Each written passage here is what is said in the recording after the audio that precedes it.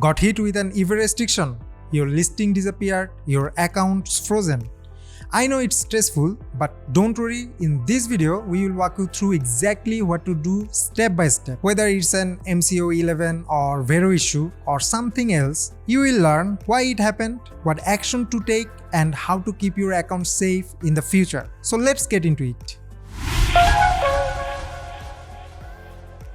First, let's quickly break down the most common eBay restrictions and what usually causes them. Whether eBay restricts your account, they will include a code in the message like MCO 11, vero, or MCO 13. Knowing which code you got is really important here. It helps you figure out what went wrong and how to fix it faster. So let's start with MCO 11.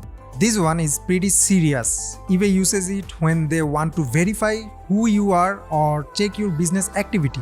It usually shows up if you scale too quickly, sell risky products, or your account performance drops. And when this happens, your account gets frozen until you send in documents like your ID, proof of address, supplier invoices, or tracking info.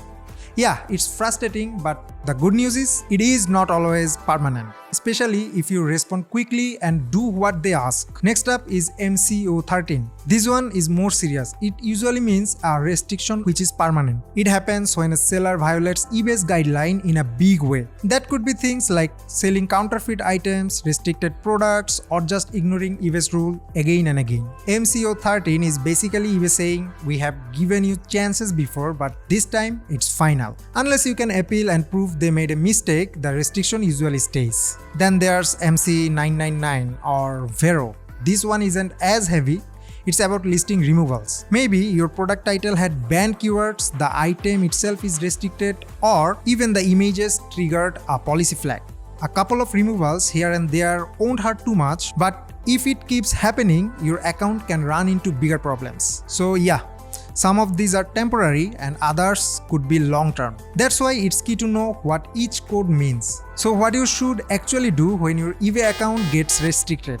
Start by checking your email. eBay usually sends a message explaining what's going on. Read it carefully and focus on three main things: what type of restriction it is, what they are asking from you, then the exact steps to fix it. Once you have reviewed that message, it's time to take action. You can reply directly, start a live chat from the link in the email, or what I recommend most, just call them.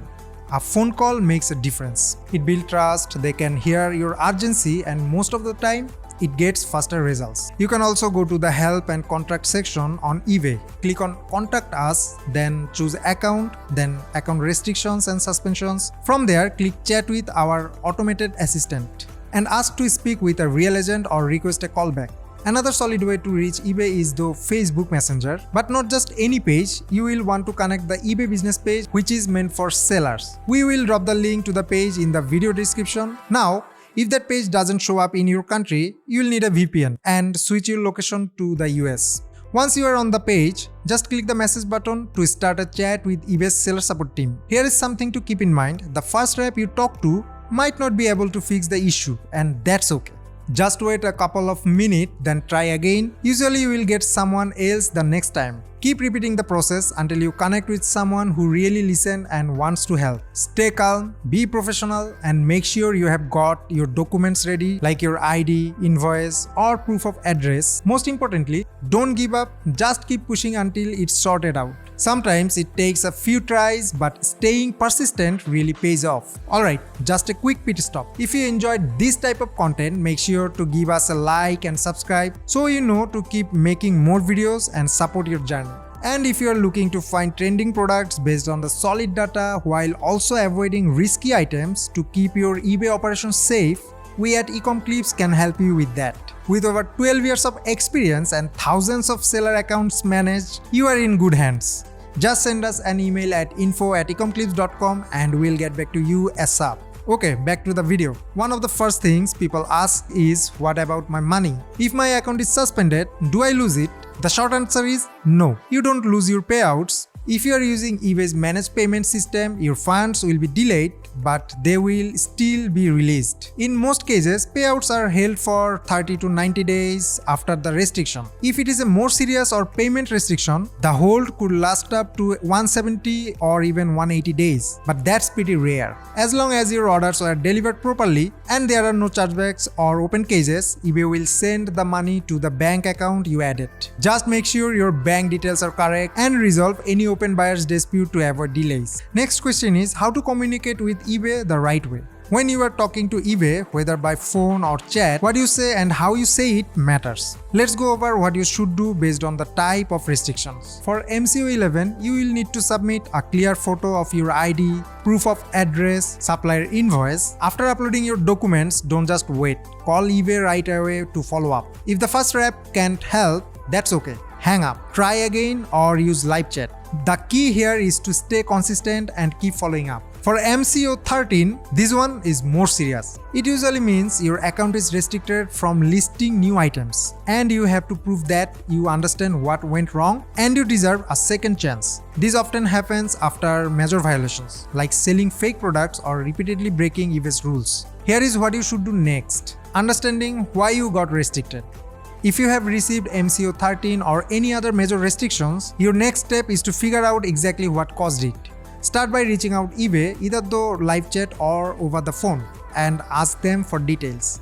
Once you know what triggered the restriction, it's time to prepare your appeal. When writing your appeal, be clear and honest about what happened, show that you understand the mistake, explain what changes you have made so it won't happen again. If they ask for documents like your ID, proof of address, or supplier invoices, send them in. You can submit your appeal either through the help and contact section on eBay or by replying directly to the original MCO 13 message. Once submitted, eBay usually reviews your appeal within 1 to 3 business days. If it's approved, your account will be reinstated. So what to do for MC999 or Vero? If a listing gets removed with an MC999 or Vero flag, don't relist the same item without making changes. Go in and remove any risky keywords, fix anything that could be violating eBay's policies. If you are unsure why it was removed, just give eBay a call. They often have more detailed information and can explain exactly what went wrong. And again, stay calm. Keep reaching out until you get someone who can help. Now you may ask, what if the ban is permanent? Sometimes, no matter what you do, the ban sticks. If eBay has permanently closed your account, take a moment, step away, clear your mind. When you are ready, you can start over, either under your own name, a family member's name, or through a business account. Just be careful, don't use the same Wi-Fi or device as your old account. Use a remote desktop service like Camtasia to work from a clean virtual setup. Then apply what you have learned. Don't repeat past mistakes. That's the key. Everyone hits roadblocks. What matters is how you respond. Getting restricted on eBay isn't the end. It's just one step in the journey. Every successful seller has gone through it. Now you have got the knowledge, tools, and mindset to handle whatever comes your way, whether that's MCO 11, Vero flag, or any future issue. Stay consistent, keep learning, keep testing, and don't let one setback stop your progress. Thanks for watching. If this helped you, give it a like and consider subscribing. We have got more content coming to help you grow as a seller. We'll see you in the next one. Bye bye.